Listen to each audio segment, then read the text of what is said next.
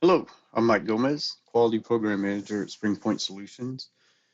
This demonstration is for new QM Wizard users. We want to help you be able to navigate through the QM Wizard and understand some of the terminology that we refer to. To get started here, I'll get logged in and then we can begin.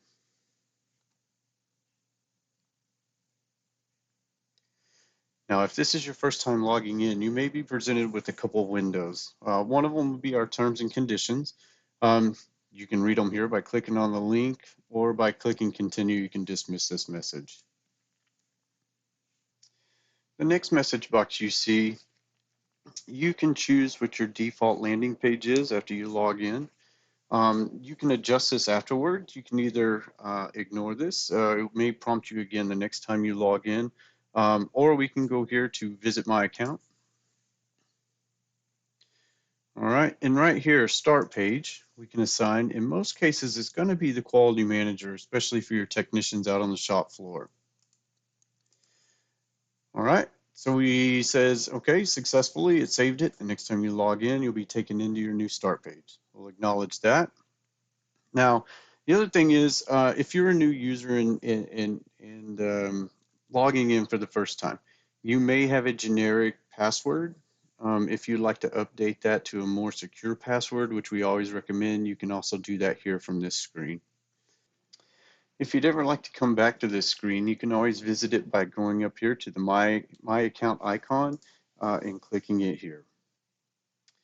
Now, let's get started by navigating over to the Quality Manager.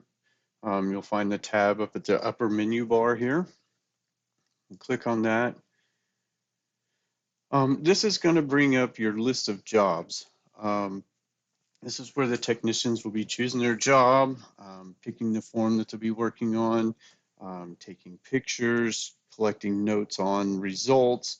Everything is mainly going to take place here. So just a few things about the layout that we have. Up here, you'll see the job number that it's currently selected to. We do have a parts location here. Um, this can be customized to be used as something else, but we find it useful for our users to be able to document where they put parts pans or frames or anything of that sort. So the next user behind them can come back and quickly identify it without having to walk around and find these things. Also up here in the top bar up here, we have view attachments. So if there's been any reports generated, pictures uploaded, anything that's been saved to the job, you can be able to click on the file there to come back and see those. We have a notes section that you can add to the job. This is used for a couple things, and we'll get into it a little deeper here in just a little bit. But right now, you can add comments to the job, make little general notes, but you can also add tasks that may not be in your list. And again, I'll show you that here in a little bit. The next one that looks like a hand, it's for requesting assistance. This is kind of like an instant messaging system between the technician and the supervisor. So let's say if your technician has a question out on the shop floor, he could come here, click on this to request assistance. He could pick the supervisor or whoever you'd like to send it to, and just make a note and say, hey, I could use some help down here to look at this. Um, I'm having trouble getting this bolt removed or whatever the case may be. And then that way your supervisor will get notification through his QM wizard, and then he can respond to you directly through there or just come down and see you. And then the last thing here, this one here, messages. We use this one more for inter-department communication. Some examples of that would be if, as a mechanic, I need to make notes for a machinist of a certain part. I could do that here, and the next time the machinist logs in, they'll be prompted to review this note. Another scenario may be day shift is ending for the day and needs to leave some notes for the next shift coming in behind them. And so then it could be used that way as well. All right, so if we're actually going to begin doing an inspection on a job, you can come here and pick to choose your job from a list if you know what you're working on. If you have a rather long list, we do have a search feature over here. It's this gray box with the 3 white dots. So if we wanted to click in here, you can search by a date range here. You can do it by whole or partial job number and a customer name. So let's say in this case, if we wanted to filter out the customer bill, we could type that in here and hit search, and it returns all the jobs for that customer that are active right now. Now, if we wanted to go directly and access that job, we could just click anywhere along the line here where it is. All right. So we have our job loaded up. The next drop down option that we have, choose a form. There is the possibility to have multiple forms assigned to a job. Um, in this case, you may have an electric motor, and it may have also come in with a pump. So we have an electric motor repair form and also a dedicated pump form. And so from here, you could choose which piece of equipment that you're going to be doing your inspection or repairs on. So if we click here, you can see here I have one for the SPS repair report. And then if we were working on a pump, we could optionally select the second form here and do our pump repairs. But for this demonstration, we're going to stick right here with the repair report. Now, the next one here, choose department. We use this in different ways here in the QM Wizard. Primarily for the technician and the user on the shop floor is to kind of help you filter out what applies directly to you. So if you're a mechanic coming in to start your day, you want to filter out the mechanical tasks here. And then when you go in, which we'll do in just a second, to go in to actually view your task list, the proper things will display for you, filtering out all the machinist tasks and winding tasks. And then vice versa, if you need to work into another department or something, or review some different results from someone else, then you can go and filter out the task for that. Now, I should make a note, we do have two levels of users. Basic user level 1, if you are assigned to one of these repair departments, you are limited to working only in that repair department. Now, if you are a basic user level 2, which is the most commonly used, if you're assigned to a repair department, once you log into the QM Wizard, it will default to your assigned department. But as a basic user level 2, you will be able to select another one and perform tasks within that department as needed. All right, well, we have our job selected, the job form that we're working on in our repair department assigned. So let's go ahead and click on the begin button. This will take us into the quality manager where we'll perform our tasks and enter our measurements and results. All right, well, we're inside the quality manager now. Like I said, we refer to this as our task grid. This is just kind of a general overview of what tasks need to be performed. Currently, you see them as they are grouped. So if we wanted to expand a group to see what tasks are inside of it, you could click the plus button here and expand it down. And within these are each individual tasks that we'll go in and make a result for. If we want to shrink it, the same thing, you just click on it and bring it up. Now you'll notice right now all the text is in black. As we go through and perform some of these tasks, we'll notice them start to change colors. Green will mean a satisfactory result. If there's anything that's found non-conforming or out of tolerance, we have different levels of severity that could be set up, but you'll see colors change from yellow, orange, and red. And then you'll see here in the black text means they're incomplete. All right. The other thing is when your QM Wizard administrator is setting up these forms, the idea is that they put it within the typical workflow that may take place out on the shop floor. And so your very top grouping or task would be your starting point. So to begin entering tasks, we can expand this one, and in this grouping we can see we only have one task here. To enter that, we'll just click on the bar.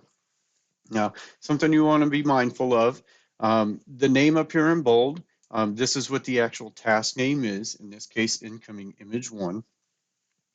Some other things you may want to notice is that your administrator can include some special instructions for you.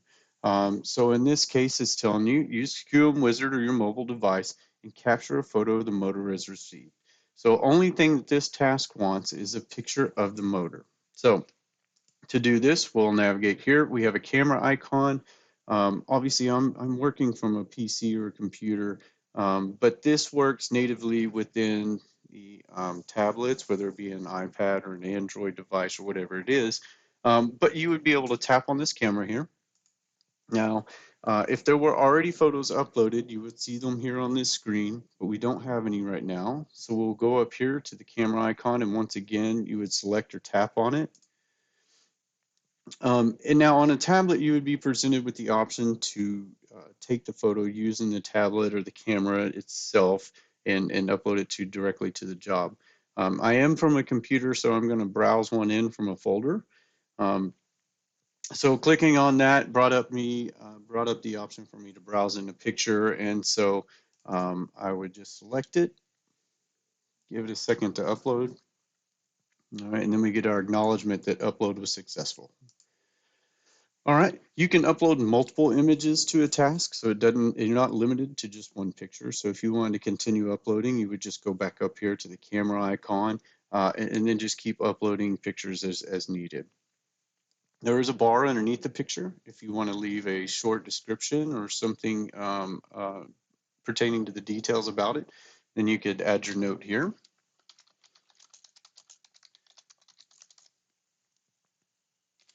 So we can make a note and say motor as received, and then we can hit continue. Now, being that this was a task dedicated just for capturing an image, it acknowledged it and plugged in a result for us and let us know that the image was uploaded. Now, to navigate on to our next set of steps, there are arrow icons down at the bottom. The right arrow will take us on to the next step. The left arrow would take us back a step. And the check mark would take us back to that original task grid that we were just looking at. All right. Our next grouping here is called motor receiving. Within that, we have several sets of tasks, and these are set up in a way to mimic a checkbox. So you could come through here, and was your motor received with an eye bolt? Then you could simply select yes. If not, select no. But the way that these are set up are referred to as a radio button, and only one of these options can be selected at a time. The next one, received with coupling or pulley. We'll say it was received with the coupling. And receive with the shaft key, yes or no. We'll say yes. Receive with terminal box, yes. And receive with terminal box cover, we'll say yes as well. Now you'll notice I do have a button down here for insert NA. I'll show you how this works here shortly, but the idea behind it is if you get into a grouping here that does not apply, and rather than type in NAs in each individual field, you could click on the insert NA button here, have it plug in the NAs for you, and go ahead and navigate you on to your next set of steps. So, all right, so our next set of steps, we'll tap on the right arrow. Now, if you'll notice, we're in the grouping here for air gap measurements. Your QM Wizard administrator may assign documentation to a task. So this may be a reference to an ESA document like I have here. It could be to a customer specifications, could be a picture to work instructions, maybe even to a video located somewhere on the internet that kind of would walk you through on how to measure air gaps. Completely flexible, and we allow some customization there for your admins to set that up. Now, if you want to review what was here, similarly, I'm on a computer, click on a tablet, you would tap. So we do that. It opens up in a new browser tab, and then you can scroll down. We've isolated out the single page for air gaps from the ESA AR100, and even kind of went a step further and highlighted the background of it.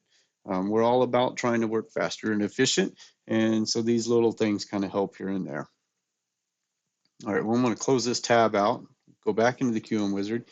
All right, so now we'll actually start entering measurements here for our air gap. First one starting at wants to know what the 12 o'clock air gap is. We'll measure it at 25 thousandths. 3 o'clock, let's say we have 23 thousandths. The 6 o'clock, we'll jump up to 28.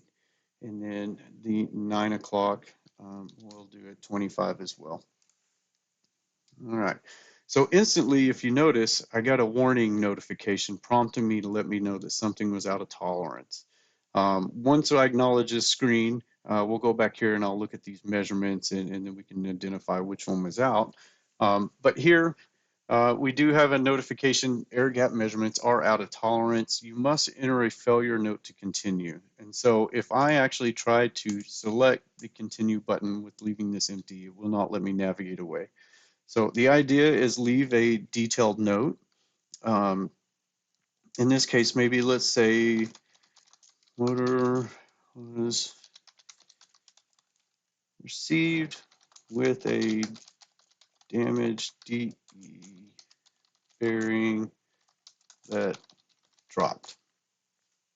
Or maybe your air gap was inaccessible and you couldn't get in for an accurate measure. But either way, the idea behind it is you want to leave some kind of note behind. So if someone sees that there was a failure here or something out of tolerance, they understand why, and then possibly could help the decision on what type of repair may be needed. All right, so we've typed in our note now, so I can hit continue. It does let me exit out. So if you'll notice down here, I've got some tasks here that are different in color than what the other ones are. We can, or your QM Wizard administrator, while they're developing and setting up your forms here, can program in calculations. And so based off of that reference from the EASA AR 100 and plus or minus 10% of the air gap average, we've taken all four of those measurements. You can see here I have one that's just for calculating the average. And then a couple more here. This one calculated our minimum tolerance. This one our maximum tolerance. And then down here, you'll see this one is highlighted in kind of a yellowish color, letting you know that the air gap results were out of tolerance. So we can navigate on to our next set of steps. Again, you'll notice we have some documentation up here at the top left.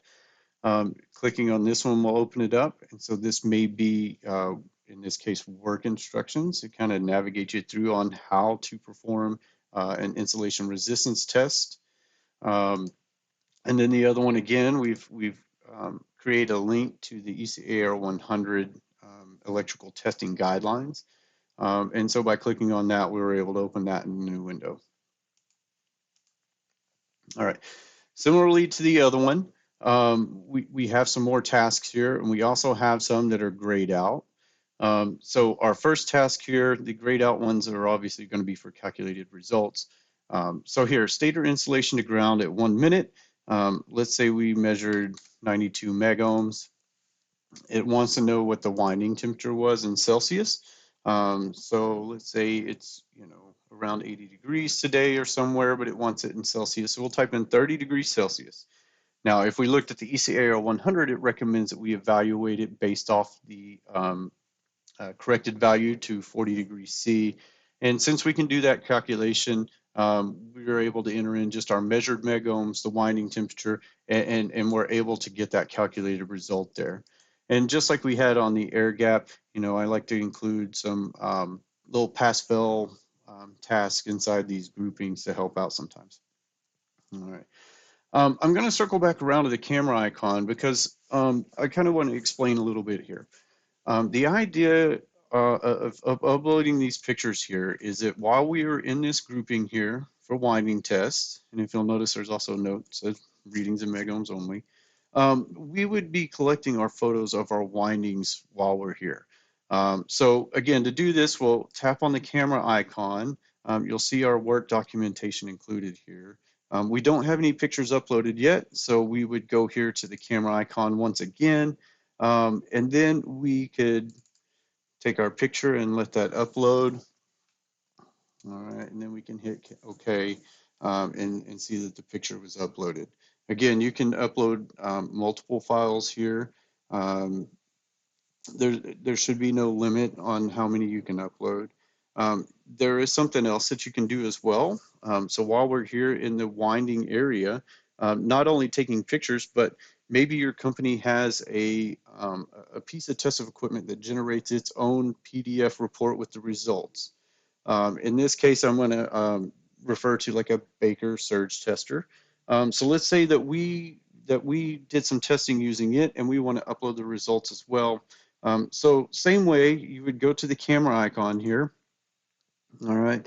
And I am on a PC, so I will be able to browse in the AWA result test that I would like. Let me find that. All right. Let me know that my upload was successful. All right. And so we have a PDF attachment as well as a image icon here. If we want to name this file, we could, or give it a descriptive, a good description here, we can do that as well. Incoming AWA test. All right. Click continue to exit out of this. If we needed to come back and review the AWA test, or we wanted to see some photos that have been taken, you can see here that I do have 2 attachments here. Clicking on that will bring them back up here so I can see them. If I wanted to expand them, I could also click on this thumbnail and bring it up into a new window. Um, Alternatively, if you want to see all pictures and attachments that have been saved to a job, we do have the folder icon for view attachments. And clicking on that will take you directly into the folder for this job and show you things that have been uploaded to tasks. All right. Alternatively, we also have this pencil icon. This one's kind of used in a little different way as a camera icon, but in this case, what we allow you to do is actually take a photo or upload a photo onto what we refer to as kind of a drawing palette. And in this case, you may want to make a notation or something that you'll be able to save and send to your customer. Um, so what we would do is we would take this camera, tap on the camera icon. Now, if you're on a tablet, you'd be able to take a picture and upload it, or you can upload it from the, let's call it camera roll or whatever saved to the device locally. Um, but in my case, I'm in a PC, so I'm going to browse in that picture there. All right, and let's say we want to draw attention to an area on the end of the windings here. So to do that, I could click or tap on the paintbrush icon up here, and let's start off with maybe a circle, and we want to do it in some bright yellow here and draw attention to it. So I'd select the circle tool. I can choose my line thickness by selecting one of these, and then alternatively colors down here. So yellow, I'm going to drag and drop that circle right there. And let's say we have a failure in that area that we want to draw attention to. We could grab a pencil icon and even draw us a little arrow. And then we even have a text field that you can apply to it as well. First, you got to kind of drag and draw the box out, then click inside of it, and then we can, and then give it a description here. And we'll save the text. And so now if you'll notice, we've taken our picture and been able to annotate directly onto it. Now to save it, I'll kind of scroll back up here, and we'll click this down arrow. That will save it to the job. If you needed to go back and make some modifications or changes while you're still in here before saving, we do have an undo button, so that would undo the last step. There's also the eraser icon, as well as some other options here. So let's download this or save it and upload it. All right, we're acknowledged here, upload successful. I'm going to click OK. All right, one more task here in this grouping here. What are the needed repairs to the stator windings? In this case, we'll just say steam, clean, bake, and retest. All right, we'll navigate on to our next set of steps here. Oh, and if you'll notice, I've got a message box here. It says I have device selection missing. Please select a tool or device for each task with tool icons. I can select OK, acknowledge this. I'm still not going to be able to navigate away from it. And what it's doing is right here next to this task. If you'll notice, I've got a tool icon. Your administrator in QM Wizard can assign calibrated devices or even just generic tools to devices. So if they need to track which ones were used where and when, they have the ability to it. So just select your tool. You could do that. It's going to say here, please select your Megger. Here's my available ones, Megger 1, 2, 3, and 4. If you notice, there's 2 in green. These mean, there's still quite a ways out from calibration being due. The ones here in yellow are just kind of let you know that these are going to be coming up soon. If the device was out of calibration, it would be highlighted in red. and you would be unable to select it. So let's say we use Megger 3 in this case, and now once I select it, you'll see that grays out and I'm able to move on to our next set of steps. All right. Our next one here is for bearing dimensions.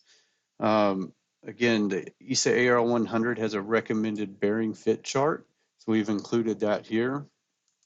And also a little diagram on which planes that you would like them measured on, just kind of used for reference. I do want to circle back to this pencil icon one more time because I'd like to show you kind of some things that we have set up in here. I'm going to click the pencil icon, but instead of actually taking a picture or uploading it, we refer to as what we have as stamps. So underneath here, I have a drop down for choose. And so, you know, I came out of a motor shop and the big thing was documenting how bearing orientation was set up on, let's say, a vertical motor. So what we've done, instead of drawing a picture to annotate that, we've included some identifying photos here. So if we had back-to-back thrust bearings, we could put that in here and then save it or upload it to the task here into the job. And so as the assembly mechanic, I could come back and see that picture and know exactly how to put it back together. We do have other ones. So we have face-to-face, single thrust bearings, tandem thrust bearings. And so we try to include them all there. Some other things that we have in here, we do have just kind of a generic picture of some stator windings. So like we did in our last set of steps, if we wanted to maybe annotate onto a photo, we kind of have a stamp here for that.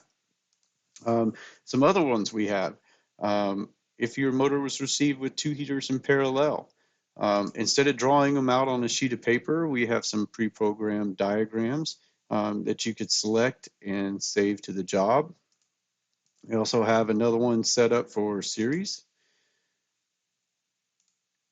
All right, so we have those for heaters, and then we also have some blank terminal strips. So let's say in our terminal box here, we have 2 terminal strips, and we want to document how some RTDs were received. So what I could do here is, maybe in this case, we'll just grab a line, and we had red. So up here, I could draw red. I'll draw a white, and then maybe another white. And then out here, maybe this was our number 1, and I can just draw a number. You know, this can be included on your report later for your customer, or you can make this so it's only collected internally and used as reference. So again, when you come back for assembly, you could come back and review how these terminals were landed and set them up the same way. All right, I'm not going to save this. I'm just going to exit out here. We have just a few more tasks to perform and then just walk through a few more things that I can show you. Here we are, it wants our bearing number. I'm going to select that we had a 6222 bearing. I'm not going to include any of the extra digits. So if this was a shielded bearing, a sealed bearing, or any kind of things that would be written after the bearing number, I'm not going to include here because what we can do is with just the 4-digit bearing number, we can pull those recommended ESA AR100 value min-max tolerances right into it. So next one, it wants to know what kind of bearing we have. And so I have a ball bearing, a roller bearing. If it was some of these other ones, we could select those, but let's say we have a ball bearing. And the tolerance class type, there's 2 options here. One is going to be for ESA, and if we select ESA, this is going to pull directly from the recommended fits that come off the ESA AR100 bearing chart. You'll see by selecting that, it's pulled what my tolerance class is and also populated into my minimum tolerance and maximum tolerance fields. Now, if you do come across a situation where you're needing a different tolerance class, or you're going to assign different min-max values here, there's a couple ways to do it. Under the bearing type, we're going to select Other. And what that does is just kind of free up for free text, so you could type that in if you wanted to. The other one, we can leave this selected as a ball bearing, And let's say we want to just use a different tolerance class. We could select manual. And by doing that, it frees up my tolerance class field here. And let's say maybe we need an M6 rather than an M5. And so by typing in that new tolerance class, it updated what those min maxes are for that particular one. A couple more measurements here. We'll say the drive-in bearing dimension is 3315, and let's put one that's 1/10 below the minimum tolerance here and trigger another failure. So I'm going to click out and let that save. But this time we've set it up as a moderate error. So we're not getting the yellow color anymore. We're starting to turn to more of a reddish color, kind of a more severe case. And the reason it's set up this way is to allow for a password. And this may be set up by your QM Wizard administrator. This may be a good time for them to come over there and discuss certain types of repairs that may be needed. Maybe take another set of measurements just to verify it. Or in the case of post-machine work, maybe after a repair has been made and a measurement may still fall outside of tolerance. In this case, you get supervisor involvement and may have to repair that. So like the other one, if I try to navigate on without typing in a note, I won't be able to. So again, you probably want to leave a descriptive note here. One may be, the journal is undersized and needs machine work. All right. And so at this point, if I try to continue, it's going to let me know that the password hasn't been entered. So now let's say I've discussed with my supervisor, he's accepted it, acknowledge that the failure had occurred, and now you'll see that this one has actually changed into a dark red color here as acknowledge the failure. All right. I'm going to jump back out here to the task grid quickly. Earlier I said when we began, we would see different colors happening. And so the first one being this green one up here for our incoming. But then you'll see here that we have a couple different failures now. This one being our lowest level. These are typical on your inspections. This one being more red because it was more severe or is a precision measurement or something like that. All right. Now, understand this is a really abbreviated form just for demonstration purposes only. You're obviously probably going to have more tasks in your list. And the good thing about the QM Wizard is that these can be customized and built off of your existing forms. So the tasks that you're already used to answering and writing down on paper, we try to mirror in the same way and try to keep in the same workflow and things that you're familiar with. So in my case, I have one task left. It's for a final image. Just like we did on our very first step before beginning, we had one for the incoming image. Now we have one that lets us know capture a photo of the motor ready to ship. So we would grab the camera icon again. We don't have any uploaded, so I tap on the camera icon once more. And we could select the photo of our motor as it was completed. All right, and so now if we step back out here, we can see that we have everything colored in. All right, so there's just one more thing that I would like to walk you through. If you needed to come back and look at pictures or any reports that have been generated, you could do that by doing this. Clicking on the attachments folder will bring that up, and you'll see here that I also had that PDF that we uploaded for our AWA. As well as our pictures and even the ones that we drew on and annotated to. All right, so there are some cases when you would get a job and you may need a task that isn't in this list. So there is a step to that. Up here underneath this notepad, I'm going to click on it. Okay, this is a quick and easy way to add a note or a comment on the job. So Let's say need to order some filter material. I can add that comment to it. It becomes part of the comment on the job, and viewable either through Motorbase or QM Wizard itself. But back to where I was, if we needed to add a task that wasn't in this original task list, I can request some additional work. So if I click on this button here, what I can do is request that I have a task added to my list for me. And so in this case, let's say drill and tap holes. You can select which department that may be responsible for that. It's optional. Well, let's say that would be a mechanical department. This requires labor. We also have one for materials, or if it requires labor and materials, you could select both.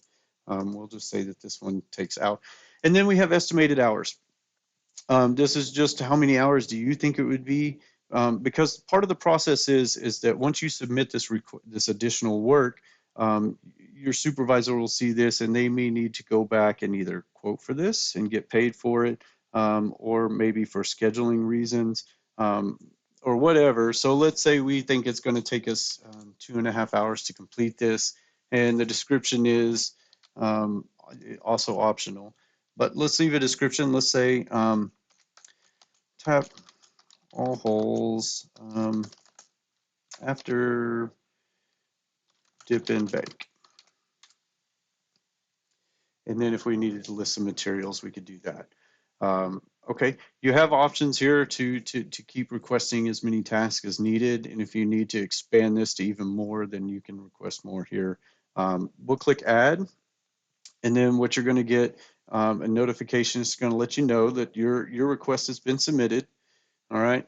And so we want somebody to get notification of it so it doesn't sit and go unnoticed. So I could pick my supervisor and we'll notify them. We have a pre-programmed message here, but if you need to add some additional text or modify it, you're welcome to do that as well.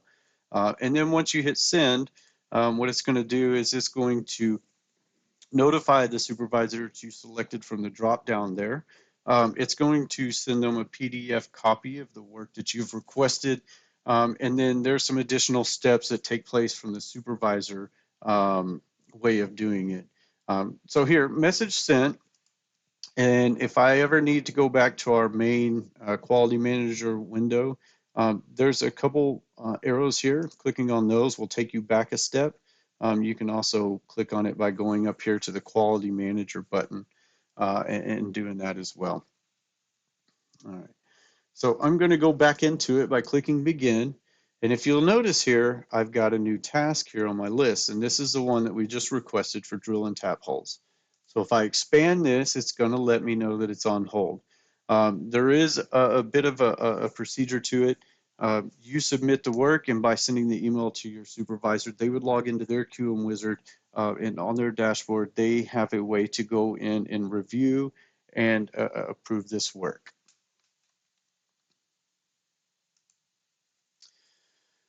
Optionally, okay, we do have that additional work. I do want to click on it and show you one more thing on requesting additional work here. Your QM Wizard administrator can build you a list of presets. So alternatively, you could select from these presets. These may be reoccurring items that keep coming in. Just some quick and easy way to do this. So let's say if we had a unit that came in, needs to be modified for an impro seal, and we'll just select that one. By clicking done, it's going to pre-populate all the fields for me that your administrator has set up, and hopefully save you some extra time and not have to worry about typing each thing in. So we can click that, and again, we're going to get this submitted acknowledgement, and we could pick, maybe this time we want to notify our machine shop supervisor. We can hit send and let that go off to them. And again, if I take a step back out to the quality manager and we hit begin, I do have two tasks up here, both still on hold.